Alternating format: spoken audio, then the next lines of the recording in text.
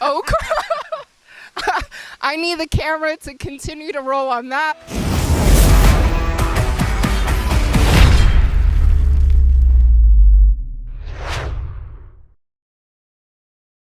Helen Yee here with Eyes on the Game, here being joined by the legend, the UFC Hall of Famer, Mr. Michael Bisping. We are poolside. First off, it's always great to see you. We saw you briefly in Jacksonville. Yeah, thank you, Helen. It's always great to talk to you and David. I apologize, my dogs are running around, so if they're a distraction, my apologies. But yeah, always good to talk to you, Helen. Yes, and I see that the dogs definitely love the schmo behind the lens right now. Right now, the schmo is he's getting acquainted with the dogs. You know, I mean, Harriet is jumping all over him. If we could spin the camera around, I mean, this would get taken off YouTube pretty quickly. The schmo is getting a little too comfortable over there. Exactly. Explicit images. Not sure you guys are ready to see that, so I'll just keep the camera facing forward. But like I mentioned, great to see you in Jacksonville. So many great fights and great cards going on. But one of the big ones, Justin Gaethje, he defeated Tony Ferguson. Were you surprised at all by the results?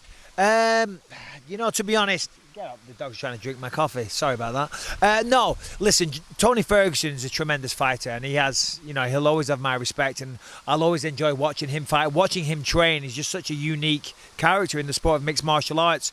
But Justin Gaethje, I felt that he was kind of a bad matchup for him, unfortunately. And I really feel for Tony, because Tony's been doing this for so long and he's one of the best in the world. And I feel that he would have had a really good chance of beating Khabib if he had got that fight. But just destiny seems to stop him from getting his hands on the undisputed title. I mean, the way that fight went down, didn't look like anybody was going to beat Justin Gaethje that night. He was so sharp, he was so slick, his counters, his boxing, his head movement, everything. I mean, Trevor Whitman has done a sensational job training him, and Justin's a tremendous fighter. And as I say, on that occasion, I don't think anybody was going to beat Justin. So no shame to Tony Ferguson. I don't think a man alive could have taken as many shots as what he did, because the impact from those punches from Justin was just incredible, to be honest. So Tony showed tremendous heart, and Justin looked incredible. But you did mention that Tony had a great chance of beating Khabib. How do you think Justin's chances are?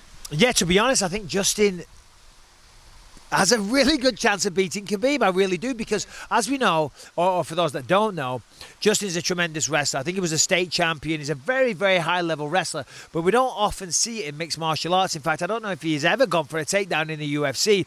He uses his wrestling in a defensive manner, right? So he uses it to stop takedowns, get in the opponent's face, fight at a high pace, mixing leg kicks with heavy hands, and look for the knockout. Against Khabib, I think he's got a really good chance of stopping the takedowns. If you look at Al Iaquinta was able to stop a lot of the takedowns. Now, Khabib still won a decision, but still I think Justin will have a better chance of stopping the takedown, and I think he'll be more effective on the feet. So I don't know. It's going to be a great fight. It's going to be very, very close, but we could have Khabib possibly getting beaten for the first time ever. Well, that...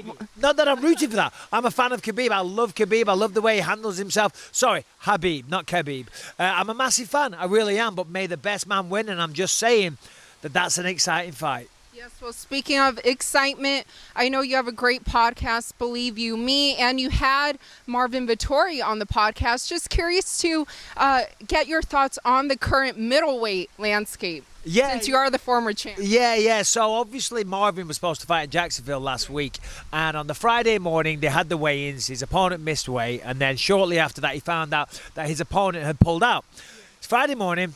I'm downstairs, I'm getting the coffee, you know, I'm still waking up, I'm bleary-eyed, I was like, I was trying to get it, and I hear commotion, right, I hear shouting. I'm talking like someone was screaming at the top of their voice, but my eyes, I don't see too well, right, so, you know, a bit of commotion, I'm all about it, I want to see what's going on, so I'm creeping closer, and I see it's Marvin. I'm thinking, oh shit, back off, because Marvin, I don't know if I'm his favourite person either, because we used to be middleweights and we exchanged a few tweets. Now, not that I'm ducking a fight, but as I say, it's Friday morning, I'm not fighting, I'm commentating, I'm just trying to get a coffee and go about my day, so I'm like, I'll back off, you know, but we had a good laugh about it on the Saturday night. I said, jump on the podcast, so he came on, so check it out if you haven't seen it. But the middleweight division right now, I mean, obviously we've got Adesanya at the top.